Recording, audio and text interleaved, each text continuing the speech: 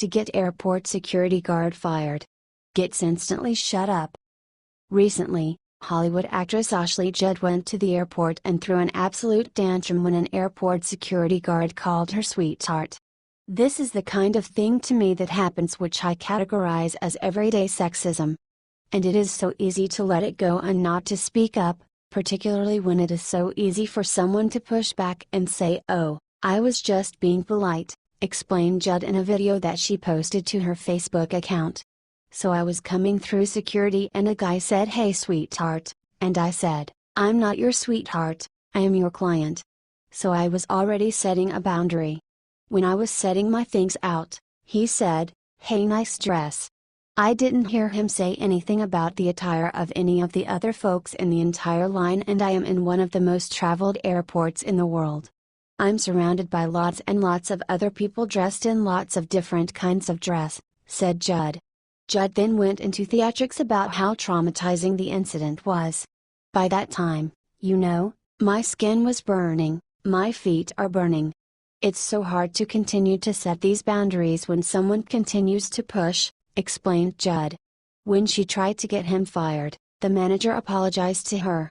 Not surprisingly, her message on Facebook got mixed reviews.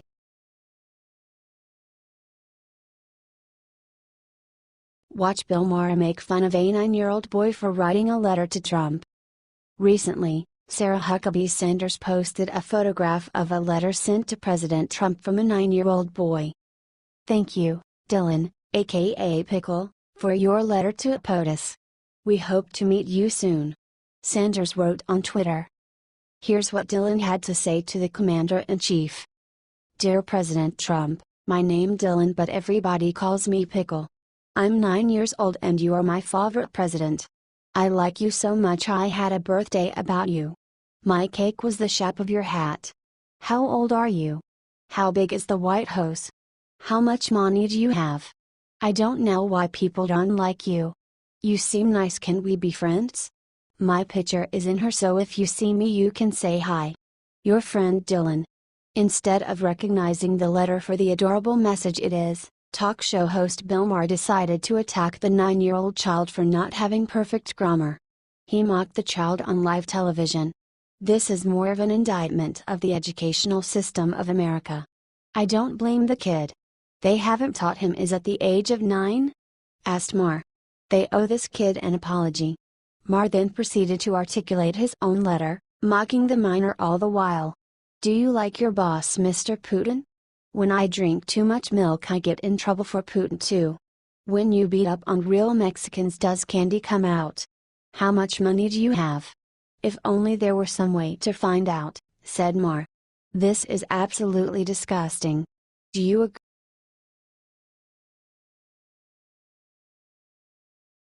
Major arrest hits Democrats.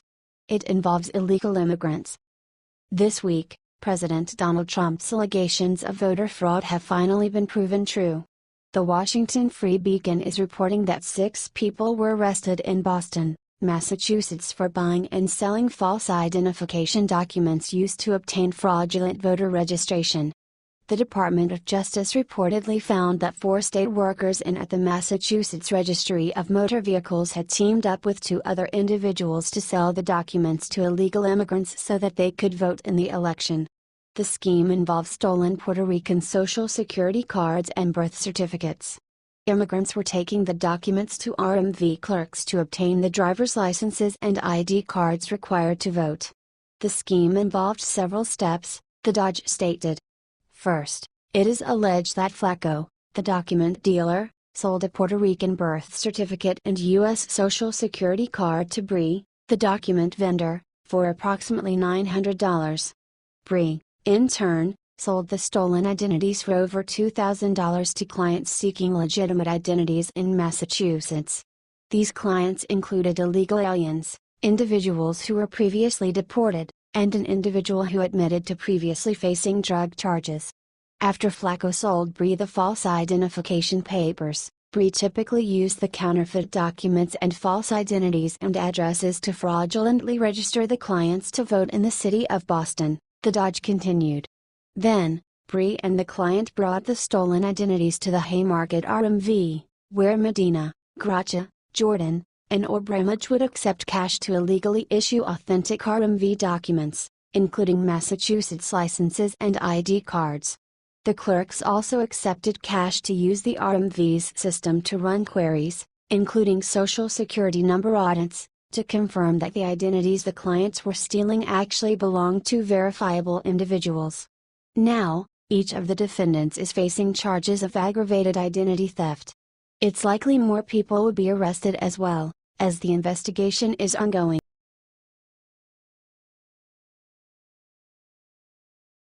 Mark Zuckerberg's organization could bring 30 million illegal aliens to our country.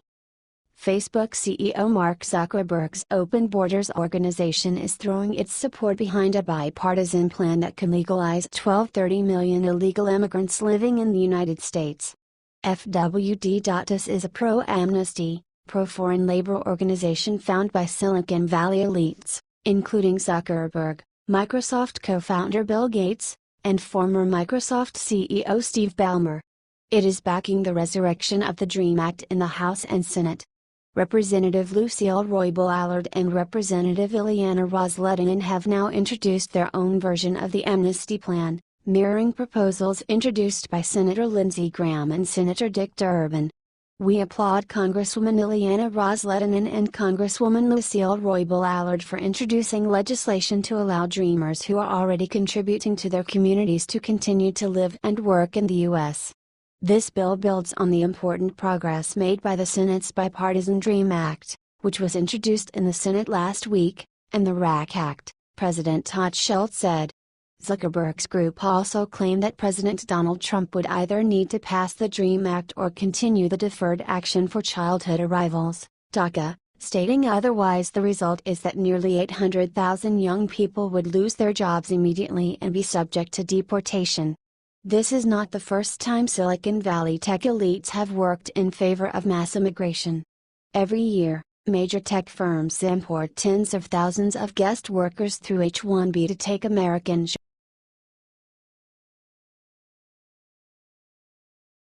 Al Sharpton instantly riots against Trump. President Trump came under fire recently for a speech he made to a police officer, joking that the officers are sometimes too nice. The media quickly took this comment out of context as the commander-in-chief advocating police brutality. Al Sharpton took this criticism further by criticizing the president for using the term paddy wagon. When you see these thugs being thrown into the back of a paddy wagon, you just see them thrown in, rough. I said please don't be too nice, President Trump said to a group of police officers. Like when you guys put somebody into a car and you're protecting their head, you know, the way you put your hand, like don't hit their head, and they've just killed somebody, don't hit their head. I said you can take the hand away, okay? Sharpton tweeted a photo that reportedly said Saturday, Rev. Al Sharpton to blast President Donald Trump's reprehensible encouragement of police violence and racist paddy wagon slur. Reverend Al Sharpton and National Action Network will also welcome His Holiness the Jalwan Drukpatanand Saturday Action Rally to promote interfaith dialogue as the key to combating global injustice. I will respond to Trump praising police violence to an audience of laughing cops at a speech Friday, tweeted Sharpton. What do you think of Sharpton's comments? Is he twisting Trump's words?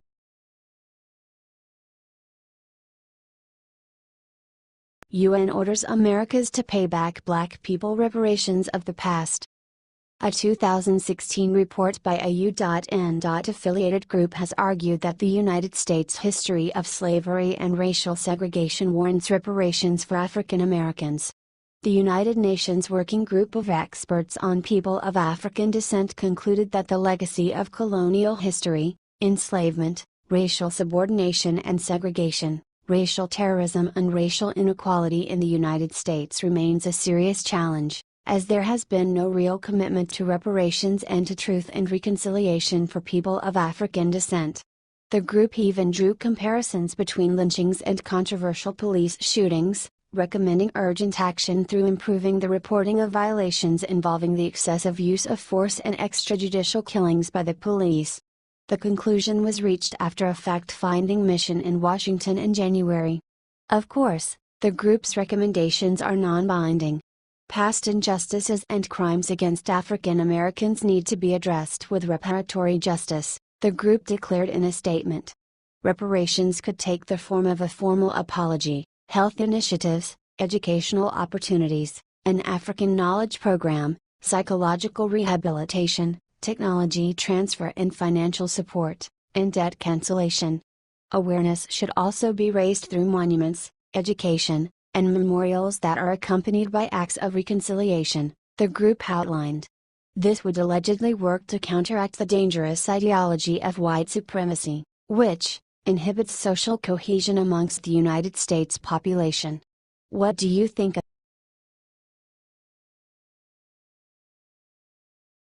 Trump takes back what Obama stole you? Which gave millions back to Americans. During Barack Obama's presidency, he allowed millions of people to get on welfare and live off of hard-working American taxpayers. Before he took office, Donald Trump promised he would make major changes to make sure the system was not being taken advantage of. Now, it's being reported that in his first 7 months in office, Trump has gotten more than 1 million people off food stamps. The latest U.S. Department of Agriculture, USDA, statistics show that over 1.1 million fewer Americans are on food stamps since January. In fact, food stamp numbers have fallen to their lowest since 2010. The change has been largely attributed to Trump's crackdown on illegal immigration. That's a stark contrast to Obama, who allowed 10.7 million more people to get welfare, a 32% increase from 2009. We must reform our welfare system so that it does not discourage able-bodied adults from working, which takes away scarce resources from those in real need. Work must be the center of our social policy, Trump wrote in his letter to Congress accompanying his proposed budget. If you are on food stamps and you are able-bodied, we need you to go to work, said Mick Mulvaney, budget director, during a White House briefing in May.